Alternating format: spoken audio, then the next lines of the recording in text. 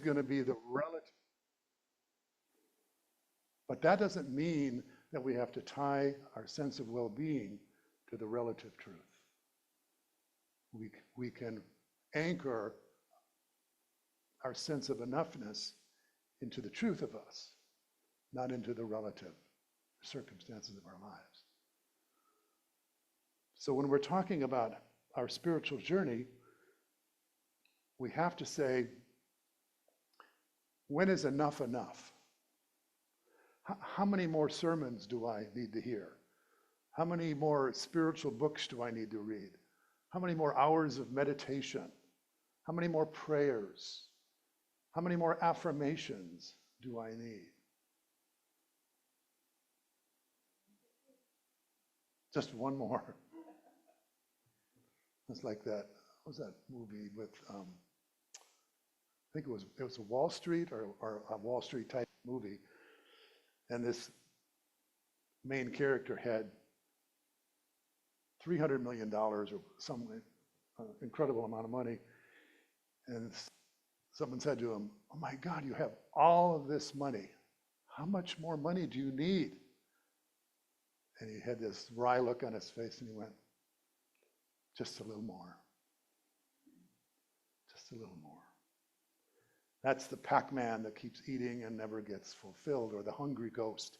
Do you know that metaphor, the Buddhist metaphor of the hungry ghost, which he has this enormous belly and a tiny mouth, and it keeps eating all the time, can never be fulfilled.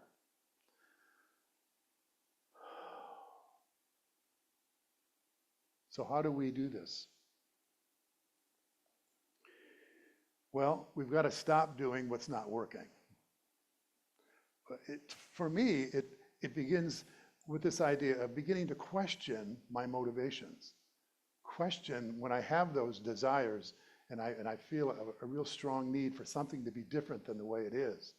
Now, I'm not talking about, improving your life and, going to school and, getting the promotion.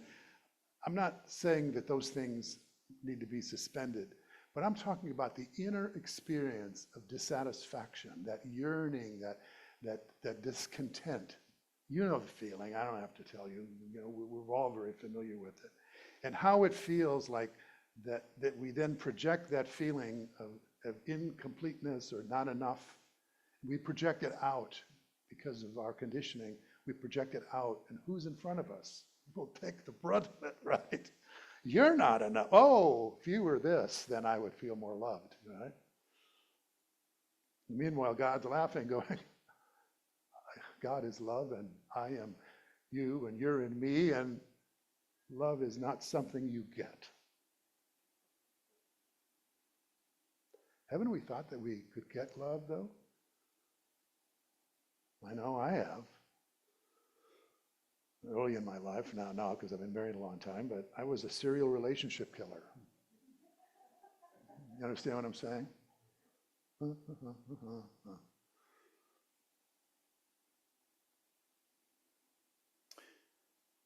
So, yeah, so it begins to be this sort of self-honesty where you say, what is the source of my well-being? And am I making up a story here that I must question? That life has to be a certain way for me to be okay. Does it? Well, it seems like it does. But what does the truth tell us? The truth tells us that everything that we're looking for is in the operating system of our own being.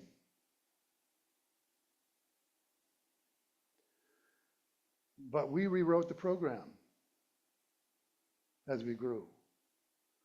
And we came by it, honestly, because our parents taught us about, we may have started out having this sense of oneness, as a little baby. Then as we grew, we were told that we had a name, they stamp it on your forehead.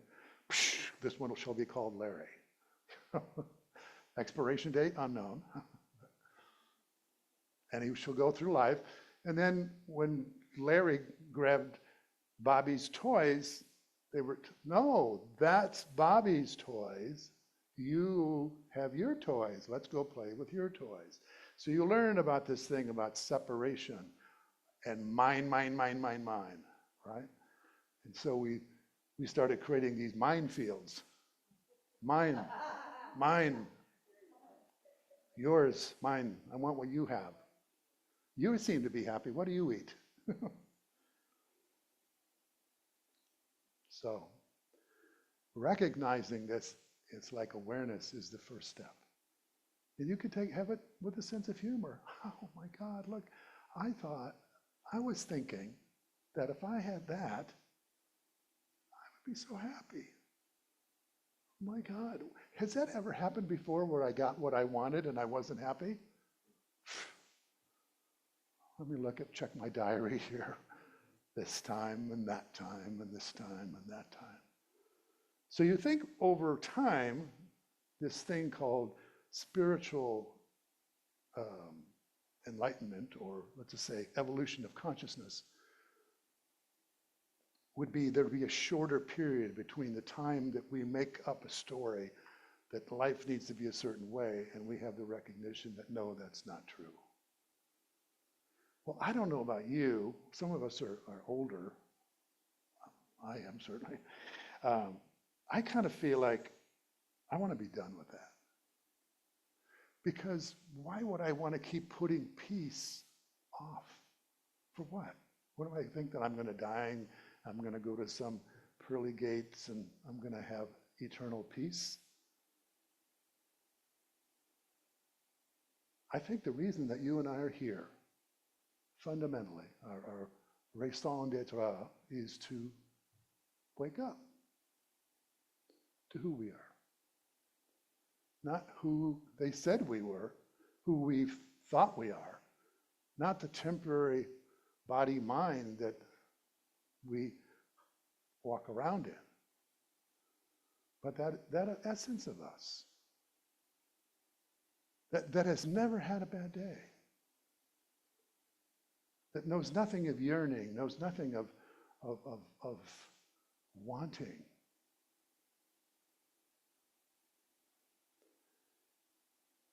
I think I've used this, I know I've used this metaphor before. Remember and I'll tell it briefly again. The actor, John Smith, and playing the part of King Lear. Have I told you that one? Oh, you're shaking your head. Okay, maybe some of you might have heard. So just briefly, so John Smith is a Shakespearean actor, and he is playing the part of King Lear.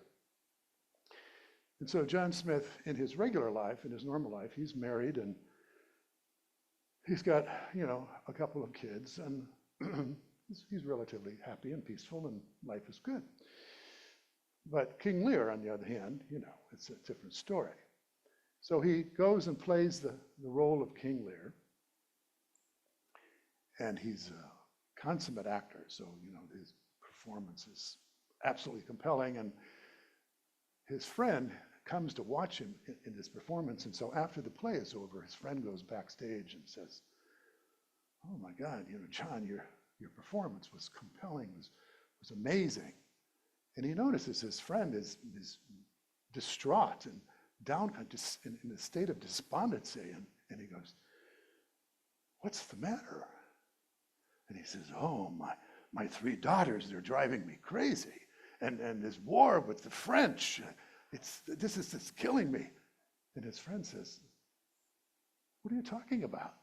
And he goes on to describe all the problems that King Lear has. And his friend says, "Oh, no, those are not your problems. Those are King Lear's problems." And his friend goes, "Huh." And he's still in this anxious state, and his friend says, "No, think back, look back, before you were here tonight in this performance, where were you?" And little by little, he comes back and he realizes, and his friend says, "You are John Smith." And he goes, "I'm John Smith."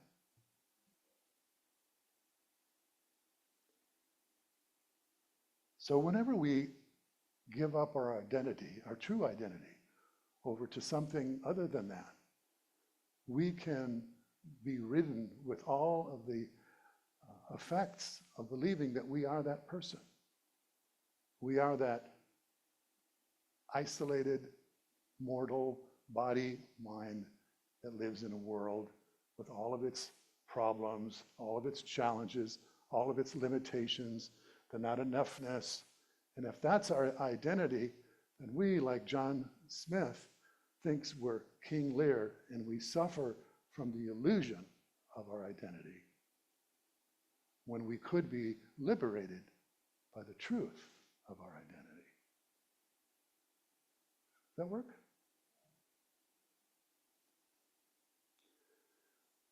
So, what's important to know about that story is that King Lear doesn't wake up. Because why? Why does King Lear not wake up in this story? It's not a trick question. What is King Lear? Character in a play. Is King Lear King Lear real? No. It's John Smith remembering who he is.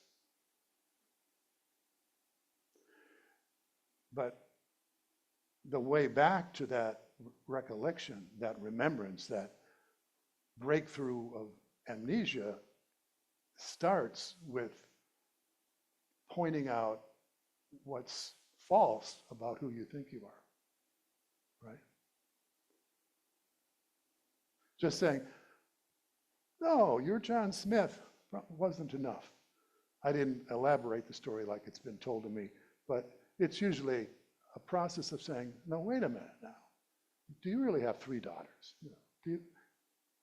When was the last time you were involved in military action with the French? I mean, begin to chip away at these aspects of ourselves that we think we are. Like so often, we get caught up in a thought storm. Anyone have one of those lately? And it's hard to believe that you're not your thoughts because they're so, they so much occupy what seems to be the all of you, which leads to conscious all of you, right? And when you're caught up in that, you think that's who you are. But then what do we notice about those thought storms is they come and then what? And then they go. Do you come and go? Weren't you there to witness the coming and the going? Well, that ought to tell you something, right?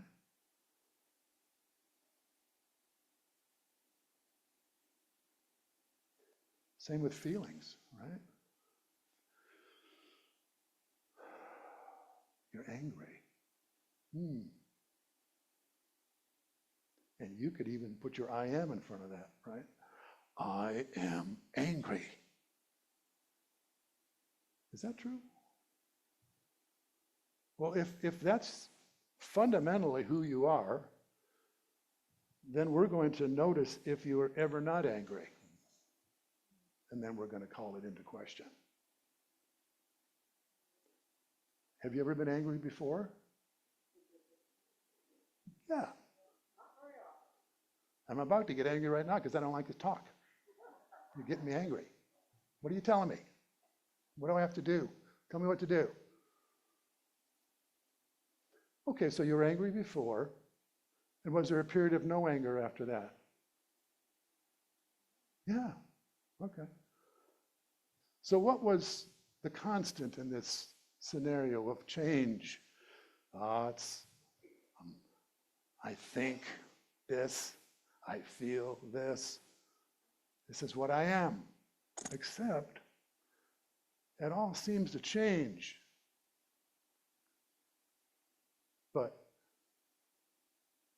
there's a witness to this, there's something, whatever it is.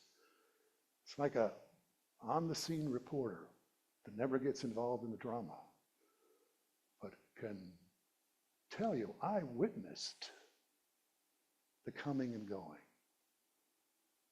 And it isn't that it just came along when I was an adult. I mean, When I was 5 years old, I got angry and I had thoughts that came and went. And when I was 10 and when I was 15, and there was something there all the while.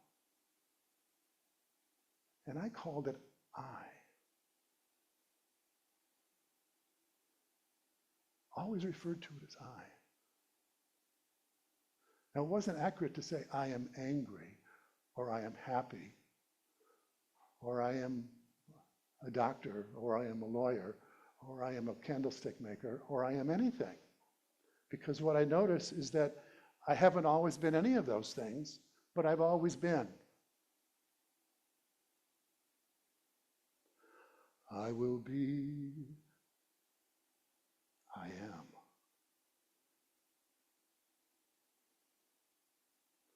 At any moment in time, along this whole biography of your existence, every moment in time, you could say, what?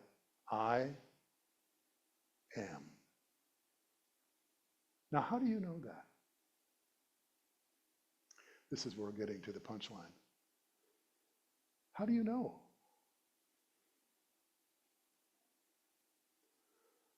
I mean, it's a good question. But isn't it undeniable that you are? Now, you may not even know what you are. People have said different things about us. We've said different things about us. We've liked ourselves, we've not liked ourselves. But those were things that came and went. They were the sort of the malleable parts of this body-mind that could be changed and shift and change.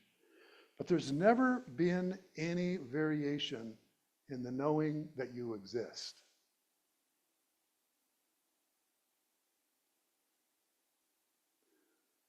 Why wouldn't we want to live with that identity? In this world of uncertainty and constant change, wouldn't it be better if we had one anchor that we could cling to, that we could stand in? Particularly if when we sit in that place of I am, we're like in the eye of the storm.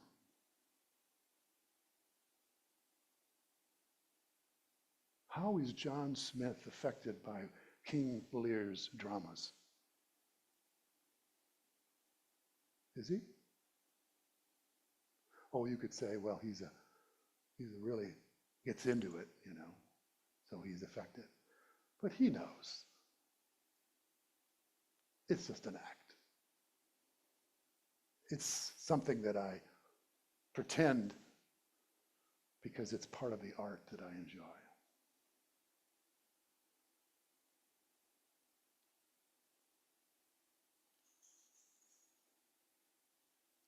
All right, let's hear from you.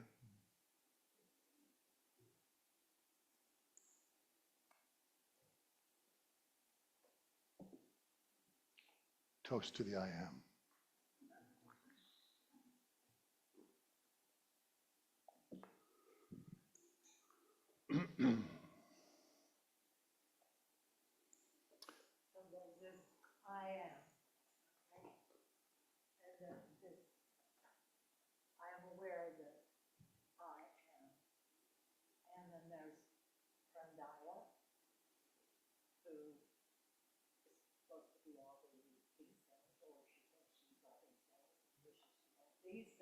Mm-hmm. right? And the mind can't be the master in this change, right? The shift.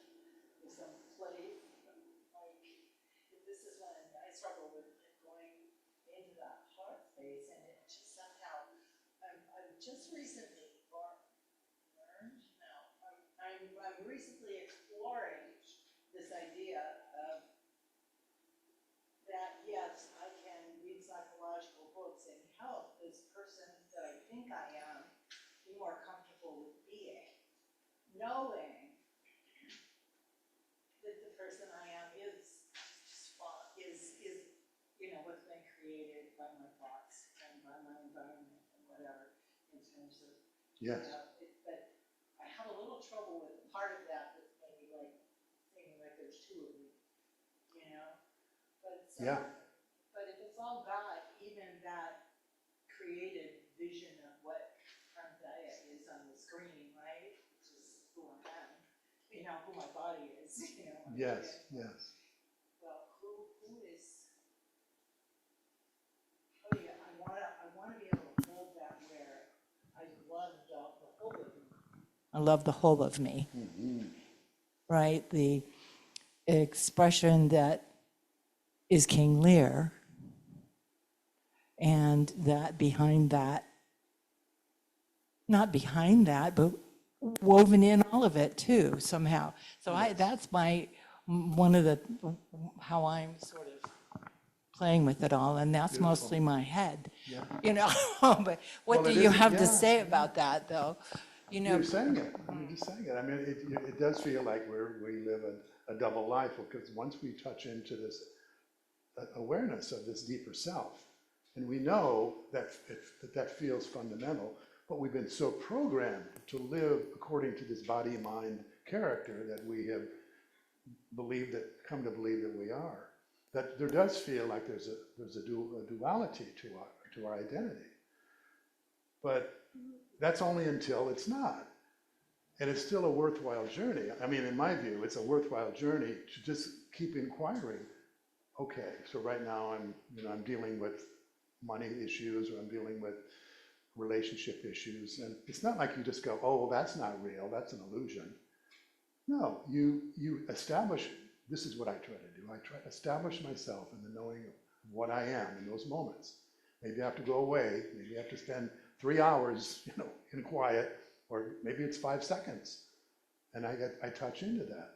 And then I bring that understanding to the problem, to the issue, because that's what you want. You want your higher self, your whole self, to deal with the quote problems of life, the relative. Does that make sense? So it isn't like you throw out that character that is working with some psychological issue. I mean, fundamentally, that person is not ultimately real, because it's subject to change. But it is in your relative reality, and it's something that you need to deal with.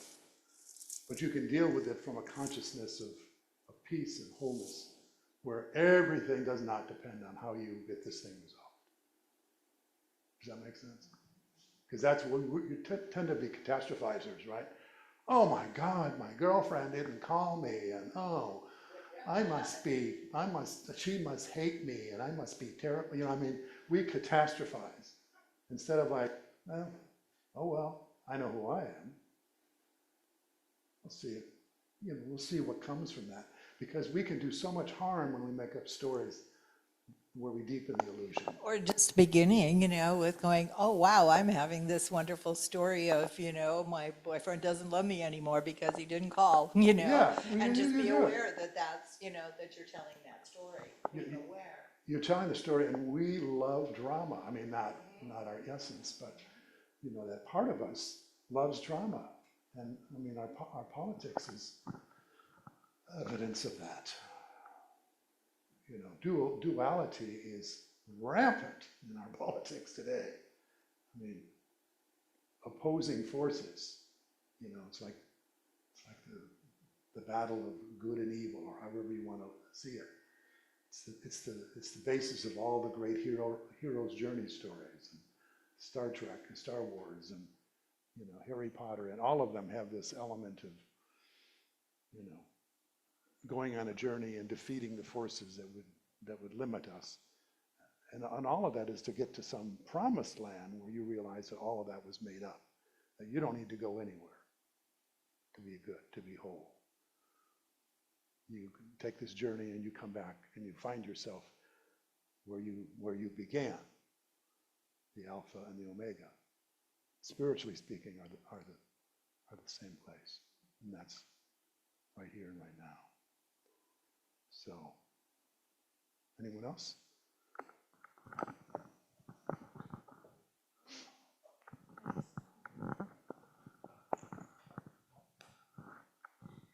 It makes me think of I am the great I am. But I also, and I know that, I know that in meditation and prayer, in moments when I'm walking or hiking or being around people that I love. Uh, However, I don't know whether it's drama or what, but I think I think the healthiest that we can be is through connection, through community with others. But with that can definitely come attachment and jealousy, and instead of collaboration, there can be competition. Our culture is very much based on competition instead of collaboration. Um, it's a go-to. So to be able to step back from that and stay connected is doable. I mean, of course it's doable, but it's more of a, if I try to be a conduit, I'm much better at it instead of overly identifying of this is who I am kind of thing. Because I don't know. I don't know where the question is in that, but I think I hear you, this is a high teaching and it's kind of hard to actually do it in real life. So, you have to be kind of, let me just suggest this, that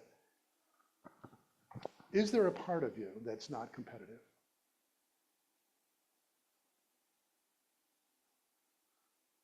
Or whatever it is that you feel like, this is a hard pill to swallow, or it's hard to achieve this.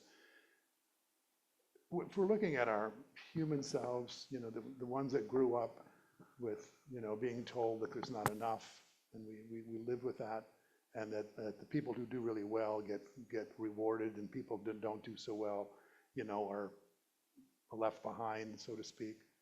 But we grew up with that. I mean, that's part of our programming, especially in the West, right? But that's not who we are. That's the point. So the point is, find a way to poke through that by just like, John Smith was thinking he was King Lear. Might be one of us thinking that, I can't help it, but I'm just overly competitive, and I got to win all the time, or whatever it is. I mean, it could be anything. But if we want to justify the story of how we got here, we can, and it's humanly very understandable. And we don't need to judge ourselves, and we can be compassionate with ourselves over how we ended up. Because we all came by it honestly. We all came by it from the conditioning we had. We didn't choose the conditioning we had. We didn't. It was what it was, and we became what we became. But the good news is that you can't stop being what you really are. It can only be occluded, obscured, overlooked. And so the looking then becomes reverse. Instead of looking out into the world to see that the world can conform to what would make us happy or peaceful or joyful, we look within and we discover the part of us that was never upset. Of Course in Miracles says, you're never upset for the reason you think you are. Because you think that life has to be a certain way for you to be okay. That's the conditioning. But the truth is, the self that God made needs nothing. It's forever whole. Needs no approval, needs no validation.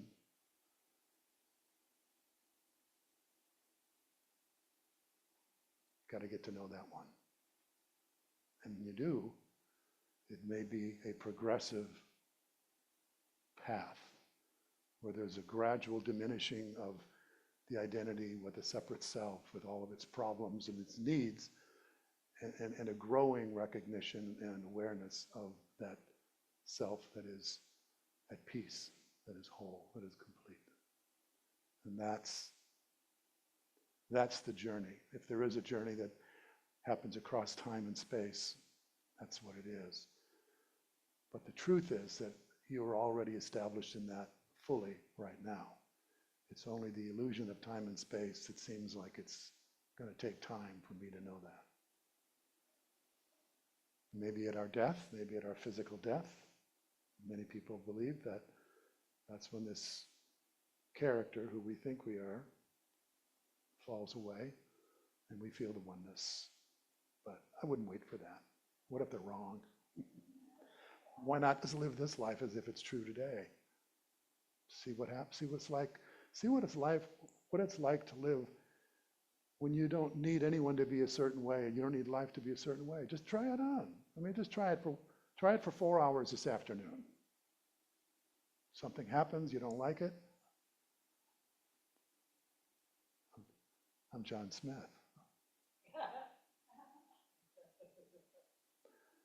I'm whole and complete right where I am.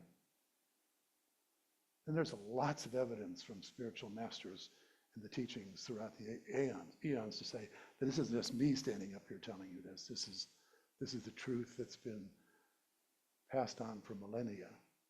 And it used to be that you had to sit in front of a teacher for decades before you would finally break down this egoic identity and see this truth.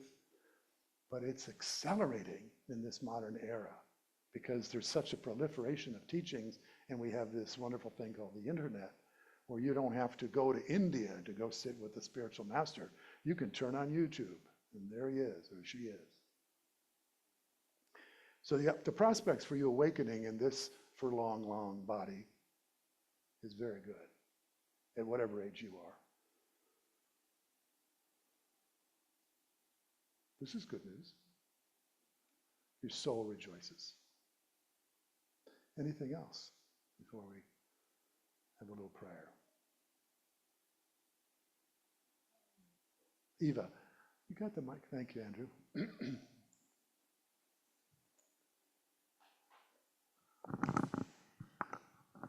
On my journey with Joshua, he had a way of putting it that what we're creating, what we're living now is the small r reality that was born out of the capital R reality. And so when I'm creating right now, that comes from my wanting to experience the spiritual being that I am, wanting to experience this drama, this life, this creation. And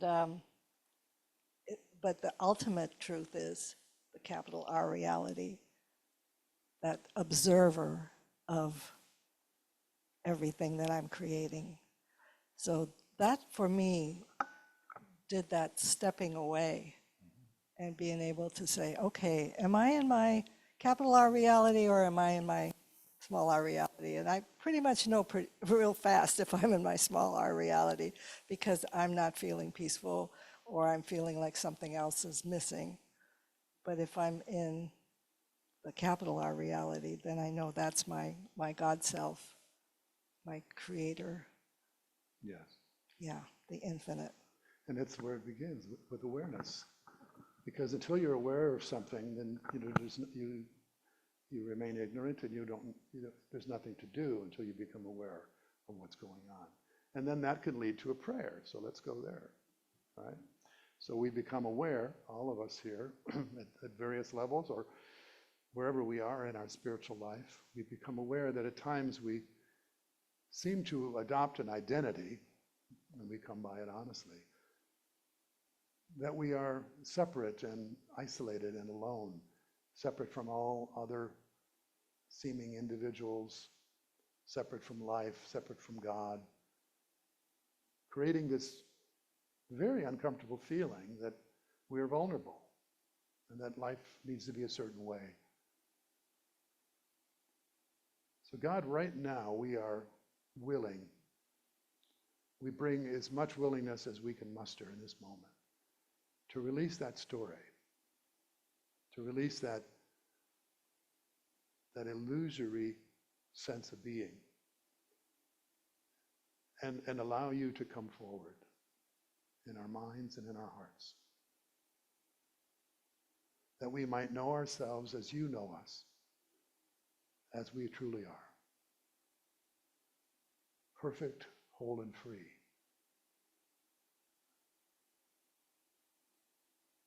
May we have the courage, the chutzpah,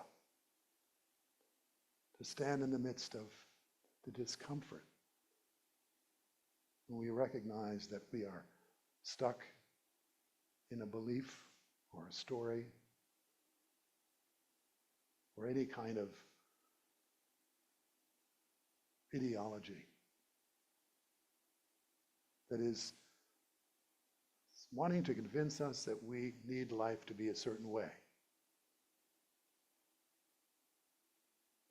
Not to eliminate all relative needs, because that's not possible, we understand. But that we no longer would block the awareness of love's presence, or the presence of peace, or the presence of love, or the presence of joy, or the presence of equanimity, which is always here, which is established in us because we are one with this love, this peace, and this joy. May we see it through. May we cast aside every story that is found to be false and realize the truth, the whole truth, and nothing but the truth. The truth that will make us free. We know this is your will and your way. And we are willing to take our part in this journey of awakening, here and now, for the greater good, bringing this heaven to our minds, to our hearts, and to this earth. So be it.